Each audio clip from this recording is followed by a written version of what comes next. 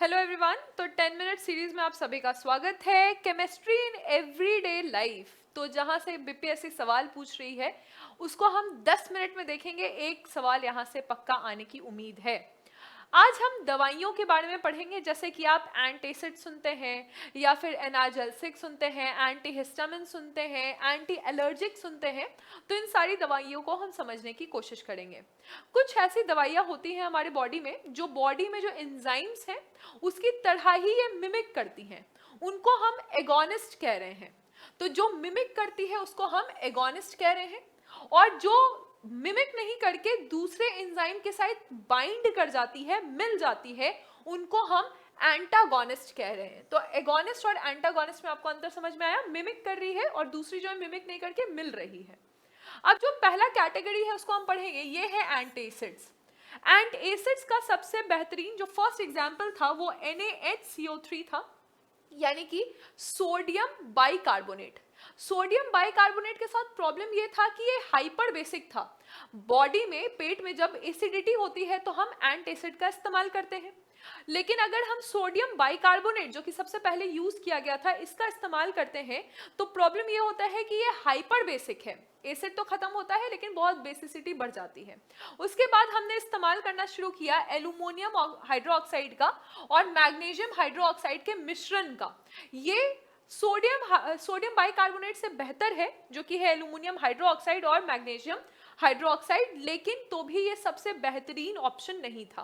तो इसमें प्रॉब्लम क्या था कि ये सिम्टम्स को तो दूर कर रही थी, लेकिन जो पेट में एसिडिटी थी उसको ये दूर नहीं कर पा रही थी। इस कारण से शुरू हुआ एंटीहिस्टामिन्स, यानी कि पेट में जो HCl निकलता है वो भी क्या है, तो वो भी एक तरह से उसको बंद करना, यानी इसको रोकने के लिए एंटीहिस्टामिन्स का इस्तेमाल किया जाना शुरू हुआ। एंटीहिस्टामिन्स में जो सबसे फेमस है वो है सिमेटाइडीन और रैनिटाइडीन। इसके साथ हम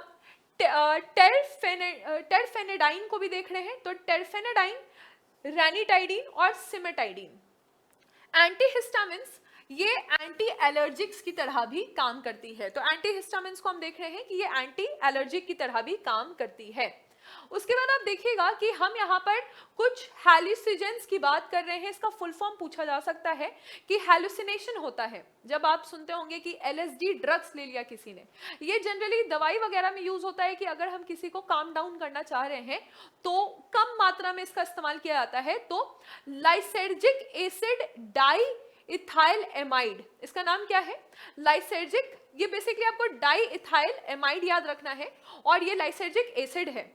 तो जनरली क्या होगा कि हमें ये समझना है कि दवाइयों में जो इस्तेमाल किया जा रहा है, कुछ जो होते हैं वो नारकोटिक्स, यानी कि उसका आदत पड़ जा सकता है और कुछ का आदत नहीं पड़ता है। लेकिन जब इलाज किया जा रहा है तो बेसिकली पहली बात ये होती है कि उसका पेन काम डाउन हो जाए या एंजाइटी काम डाउन हो जाए। आदत पड़ेगा या नहीं पड़ेगा वो बाद में उसके लिए चेक किया जाएगा, राइट।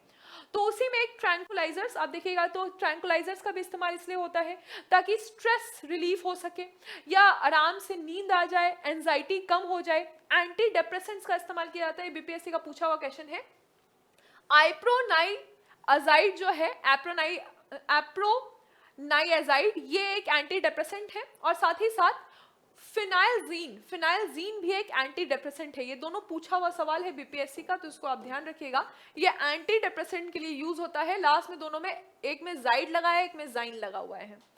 इसको और थोड़ा कम यानी कि माइल्ड फॉर्म में क्लोरोआजाइड पेरोक्साइड का इस्तेमाल किया जाता है और साथ ही साथ मेप्रोबेमेट का इस्तेमाल किया जाता है। आपको लास्ट में बस ये याद रखना है कि ये तो एक ऑक्साइड है, ठीक है, ये तो ऑक्साइड है। जहां पे भी एजाइड लिखा हुआ है या एजाइन लिखा हुआ है तो ये जनरली क्या है, ये दोनों जो है ये आपके एंटी डिप्रेसेंट्स हैं जिसका इस्तेमाल यहाँ पर किया जा रहा है। फाइन। फिर हम देखेंगे कि जो एंटी डिप्रेसेंट्स हैं, और एंटी डिप्रेसेंट्स का एक एग्जांपल आपका इक्वानाइल भी है, ठीक है। इक्वानाइल एक एंटी डिप्रेसेंट भी है और ये एंटी हाइपरबेनेसाइव, यानी किसी को बहुत ज्यादा अचानक से उसकी एंजाइटी हो जाती है, नींद नहीं आ रही है, तो उसमें भी इक्वानाइल का इस्तेमाल किया जाता है। इक्वानाइल एक एंटी डिप्रेसेंट है, ये बस आपको ध्यान रखना है। स्लीप इंड्यूसिंग, तो स्लीप इंड्यूसिंग में ये पूछा गया सवाल है कि बार भी बारबिटुआरेट्स जो हैं, बारबिटुआरेट के एसिड्स आते हैं, तो बारबिटुआरेट्स जो हैं वो स्लीप इंड्यूसिंग होते हैं और ये हाइपोटोनिक होते हैं, यानी कि इससे नींद आ जाती है। जितना भी नल लिखा हुआ है, जैसे वेरोनल लिखा है, सेकोनल लिखा है, या एमिटल लिखा है, या नेम्बोटल लिखा है, ठीक है, तो ये जितना भी नल और टल है ये सब क्या है, ये आपके स्लीपिंग इंड्यूसिंग यानी कि नींद आ जाए इसके लिए एंटी डिप्रेसेंट्स का यहाँ पर इस्तेमाल किया जा रहा है। अब आते हैं एनाल्जेसिक। एनाल्जेसिक जो है ये पेन रिड्यूस करते हैं, जैसे कि हमने पहले भी बात की कि इससे दर्द कम हो जाता है। ये नॉन नार्कोटिक होते हैं, यानी कि इसकी लत नहीं लगती, नो एडिक्शन होता है। जैसे पैरासीटामोल हो गया, एस्पिरिन हो गया। एस्पिरिन दोनों ही चीज के लिए यूज होता है, एंटी क्लॉट के लिए भी यूज होता है और फीवर कम करने के लिए, यानी कि ये एक एंटी पायराइट भी है। पायराइट का मतलब होता है फीवर। लेकिन कुछ एनाल्जेसिक जो है वो नार्कोटिक भी होते हैं, यानी कि उनकी लत लग सकती है, जैसे ये मॉर्फिन या फिर हेरोइन। इसी में आपने एक हेलुसिनेशन का देखा, हेलुसिनेशन में जहां पे आप देख रहे हैं कि एलएसडी का इस्तेमाल किया जा रहा है, राइट, तो हेलुसिनेशन में एलएसडी का भी इस्तेमाल किया जा रहा है, जहां पे आप लाइसर्जिक एसिड को देख रहे हैं और ये डाई इथाइल एमाइड है, फाइन, तो डाई इथाइल एमाइड का भी यहाँ पे इस्तेमाल किया जा रहा है। अब हम देखते हैं कि एनेस्थीसिया देने के लिए, एनेस्थीसिया यानी कि उस समय के लिए बॉडी को नम बनाने के लिए नाइट्रस ऑक्साइड का इस्तेमाल हो रहा है या जाइलोकेन्स का इस्तेमाल किया जा रहा है। साथ ही साथ साइक्लोप्रोपेन का भी इस्तेमाल किया जा रहा है, ये एक एनेस्थीसिया देने के लिए कि उस समय के लिए लोकल एनेस्थीसिया या जनरल एनेस्थीसिया, लोग जो है वो नम हो जाएं। सेडेटिव का भी इस्तेमाल किया जाता है, जो कि है काम डाउन करने के लिए सेडेटिव का इस्तेमाल किया जा रहा है, नींद आ जाए और आदत ना पड़े ये सब, इसके लिए हाइपोनोटिक का इस्तेमाल किया जा रहा है। बस आपसे ऐसे पूछा जा सकता है क्वेश्चन कि जैसे पेनिसिलिन ये क्या है, तो पेनिसिलिन एक एंटीबायोटिक है। अब एंटीबायोटिक को भी हम कैसे पढ़ रहे हैं, तो एंटीबायोटिक को हम दो फॉर्मेट में पढ़ रहे हैं। एक है कि हम इसको नैरो स्पेक्ट्रम में पढ़ रहे हैं। नैरो स्पेक्ट्रम का मतलब है जैसे कि पेनिसिलिन क्या करता है, एक पर्टिकुलर किसी माइक्रो ऑर्गेनिज्म को मारने के लिए काम आता है। लेकिन अगर हम इसको ब्रॉड स्पेक्ट्रम में पढ़ेंगे तो यहाँ पे आप देखिएगा एनपाइसिलिन या फिर एमोऑक्सीसिलीन, तो जितने भी सिलीम लिखा है, जैसे पेनिसिलिन लिखा है, ये सब क्या है, ये सब एंटीबायोटिक्स हैं। अगर कोई बैक्टीरिया को मारने का काम आ रहा है, जैसे कि बैक्टीरियोस्टैटिक, तो बैक्टीरिया को रोक दे, तो ये है एरिथ्रोमाइसिन आपने नाम सुना होगा। और पेनिसिलिन क्या है, ये बैक्टीरियोसाइडल है, यानी कि ये बैक्टीरिया को मार देता है, और अगर बैक्टीरिया को रोकना है तो रोकने के लिए एरिथ्रोमाइसिन है, फाइन। ये बस मैं उतना ही बता रही हूँ जितना आपका बीपीएससी में क्वेश्चंस पूछे जा गए हैं। अब हम देखेंगे एंटीसेप्टिक। सेप्टिक का मतलब है कि स्किन पे लगाया जाता है, जैसे कि सोफ्रामाइसिन आपने सुना होगा या फ्यूरोसाइन आपने सुना होगा। ये माइक्रो ऑर्गेनिजम्स को मार देते हैं और ये सिर्फ स्किन पे लगाए जा रहे हैं। जैसे डिटॉल पूछा गया, डिटॉल में क्या होता है, तो डिटॉल में टेरपिनॉल होता है। बोरिक एसिड आंख में लगाया जाता है, या स्किन में टिंचर ऑफ आयोडीन, यानी कि हल्का सा यहाँ पे आयोडीन भी लगाया जाता है। डेटॉल हो गया या पिक्रिक हो गया, क्रेसोल हो गया, रेसोड सिनोल हो गया, ये सब क्या है, ये सब एंटीसेप्टिक्स हैं। अब एंटी पायरेटिक्स का मतलब है कि फीवर को हम पायराइट्स कह रहे हैं। पायरेटिक तोड़ने के लिए, फीवर हटाने के लिए एस्पिरिन और पैरासीटामोल का इस्तेमाल किया जा रहा है, तो आप बोल सकते हैं कि एंटी पायरेटिक है। एंटी फर्टिलिटी के लिए इसमें इंजेक्शंस लगते हैं, जैसे एस्ट्रोजेंस के और प्रेस्टो, ये सारे आपको पता है कि फीमेल और मेल में ये हार्मोन्स निकलते हैं, तो प्रोजेस्ट्रॉन के और एस्ट्रोजेंस के ये इंजेक्शंस लगते हैं, जो कि है नोवेस्ट्रॉल और नोरेथिंड्रोन। थोड़ा सा प्रोनाउंसिएशन टफ है इसका, तो आपको बस स्पेलिंग ध्यान रखनी है। अब हम लास्ट में देख रहे हैं आर्टिफिशियल स्वीटनेस। तो आर्टिफिशियल स्वीटनेस जैसे कि आप देखते होंगे शुगर फ्री का जो इस्तेमाल होता है, तो आर्टिफिशियल स्वीटनेस यहाँ पे 4 आपके नाम दिए हुए हैं। ये है एस्पार्टोन नॉर्मल शुगर से 100 गुना ज्यादा मीठा होता है। उसके बाद आप देखिएगा कि सुक्रालोज जो है 550 गुना ज्यादा मीठा होता है नॉर्मल शुगर से।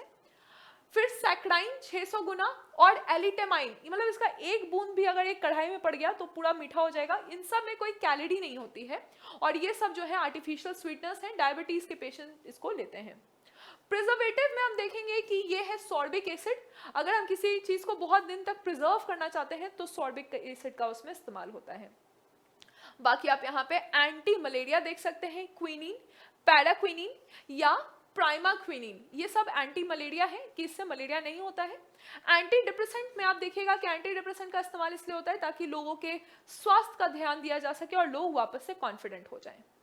एक और लाइन आप याद रखिएगा कि सोप में जो हम इस्तेमाल करते हैं साबुन, उसमें सोडियम बेस का सोप ज्यादा बेहतर होता है या पोटेशियम बेस का। ये सवाल अगर आपसे पूछा जाएगा तो आपको ध्यान रखना है कि सोप का बेस अगर पोटेशियम रहेगा तो वो सोप ज्यादा बेहतर होता है, जो ज्यादा महंगा होता है उसमें बेसिकली पोटेशियम बेस डाला जाता है।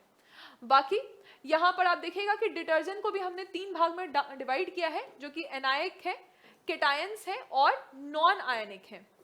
तो यहां तक बस आपके ड्रग्स का ये क्वेश्चन था। ड्रग्स में बेसिकली क्या होगा कि जब भी सब्सट्रैट का इस्तेमाल किया जाता है, जो भी दवाई को खाया जाता है, तो ये एंजाइम के जब एक्टिव पार्ट में जाकर सट जाएगा तो ये प्रोडक्ट बनाता है। लेकिन कभी कभी ये एक्टिव पार्ट में जाके नहीं सटेगा तो वहां पे ये यहाँ पे ये क्या बना लेता है, तो एलोस्टेरिक बना लेता है, एलोस्टेरिक स्टेट में ये चला जाता है, जिसके कारण शेप बदल जाएगा एंजाइम का और फिर दूसरा ड्रग इसमें रिएक्ट नहीं कर पाएगा।